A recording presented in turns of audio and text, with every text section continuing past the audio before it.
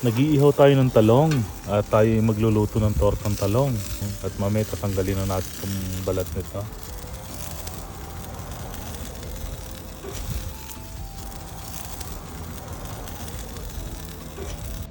So natanggalan na natin ng balat ng ating inihaw na talong.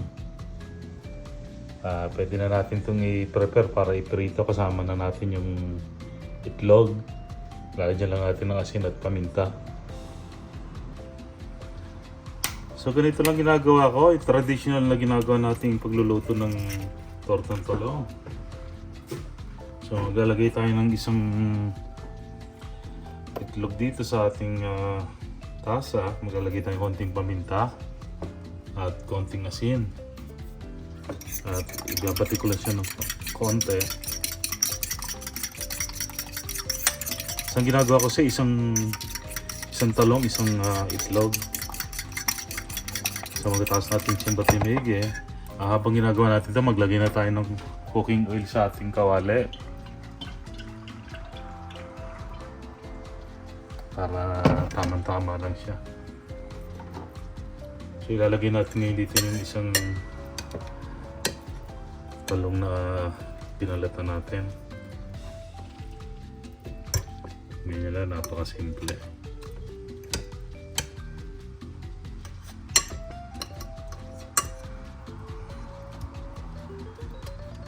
So hindi ko tinatanggal yung ulo para meron tayong hawakan.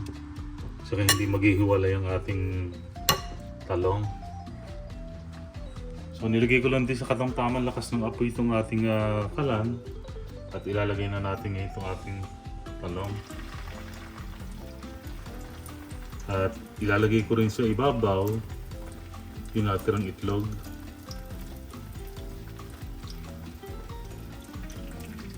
Ganyan lang kasimple.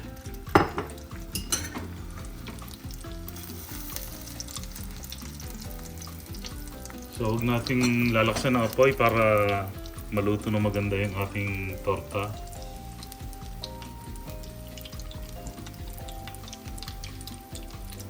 So mga 2 minutes lang, pwede na nating ibaliktad siya.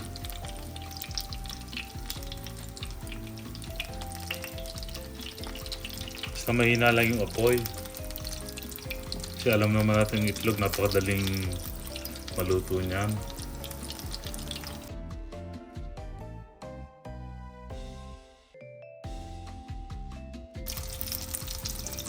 So ngayon pwede na natin ito ibaliktad.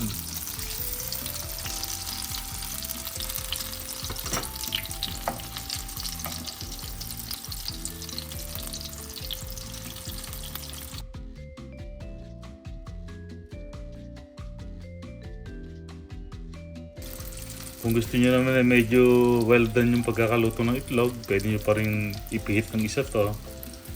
Kasi yung iba kasi gusto nila, ayaw nila ng masyadong lutong-luto yung itlog niya. So ito, tulad nito, medyo tama-tama yung pagka-brown niya. So yan, pinaka-sikreto para mas madaling makapagluto ng tortang talong, yung ulo ng talong natin, huwag natin tatanggalin muna.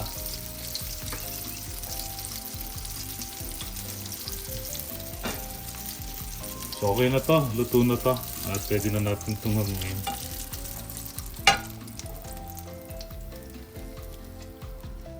Paganda ng pagkakaluto natin ito. So ganito lang gagawin natin sa lahat.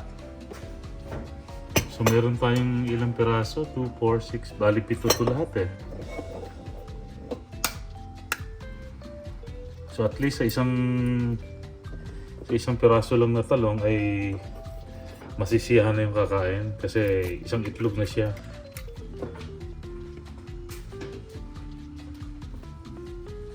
So tulad kanina, naglagay tayo ng konting asin at konting paminta.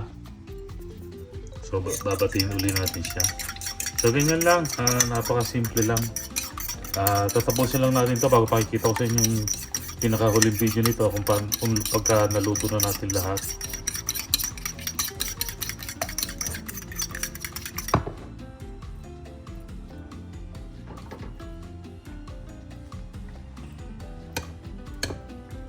sa pagkasalang nito, okay na muna yan. Mamaya ko na ipakikita lahat yung naluto. Kaya ipaplatin mo lang siya na ganyan, no? Para makapasok na maigi yung itlog sa loob ng laman ng talong. So ito, ready na uli yung isalang to.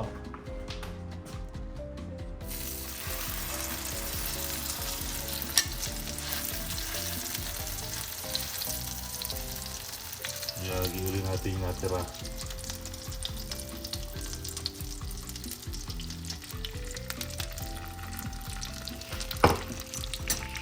So okay na, katulad ng ginawa natin kanina. So ito na yung mga naprito natin yung tortang talong. Ito, meron tayong luto na rito. Napakaganda ng mga pagkakaluto niya. So napakasimple lang gawin. Gayahin nyo to, simple lang. No? Walang kahirap-hirap. Dahil nga hinahawakan lang natin dito sa mismong pinakaulo ng talong niya.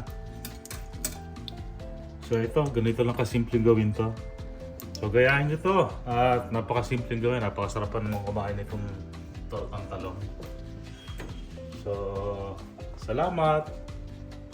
So paalala ko nga pala, kung gusto nyo rin makita kung ano yung mga luto ko sa YouTube, meron akong cooking channel sa YouTube. Pakibisita nyo ang aking account, makita nyo rin yung mga luto natin. Salamat sa inyo!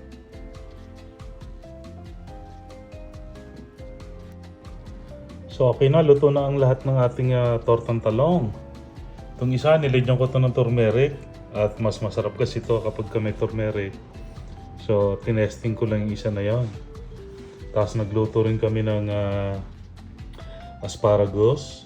So sinutay lang natin ito ng konti sa butter at konting asin at paminta. So okay na, ready na ang ating panghapunan. So kain po tayo.